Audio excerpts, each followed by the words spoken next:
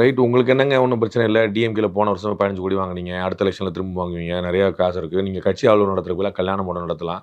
அதெல்லாம் நம்ம கொண்டு போயிட்டு இருக்கலாம். உங்களுக்கு வந்து இதான வேலை. அதனால நீங்கள் தாராளமாக பண்ணலாம் அப்படின்ட்டு. நமக்கான பிரதான விஷயங்கள் சில விஷயம் இருக்குது. லவ்வு, மேரேஜ் எல்லாம் ப்ரைவேட் விஷயம். அது போல நம்ம ஞாபகம் வச்சுக்கணும். இது வந்து சோஷியல் இஷ்யூ கிடையாது.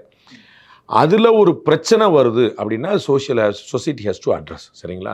இப்போ வந்து நீட்டை எப்படி இவர்கள் வந்து ஒரு சமுதாய பிரச்சனையாக மாற்றி அதன் மூலமாக தற்கொலைகளுக்கு தூண்ட வழிவகுத்தார்களோ அது போல விஷயங்கள் தான் அவங்க பண்ணிட்டு இருக்கிறாங்க. ஒரு சமுதாய அண்ட்ரஸ்ட்டை கிரியேட் பண்ணுறது. எனக்கு லவ் பண்ண ஆரம்பித்த பிறகு தான் அது எந்த சமூகம் தெரியுது. இதான உலகம் முழுக்க நடக்குது. நம்ம ஊரில் ஒரு பொண்ணை பார்த்து லவ் வந்துடுது, ஒரு பையனை பார்த்து லவ் வந்துடுது. அவங்க ரெண்டும் முதல்ல லவ் பண்ணிடுறாங்க, பிறகு சமூகம் தெரியுது. ரைட்டுங்களா? அப்போ சமூகம் பிளேஸ் த செகண்ட் ரோல்.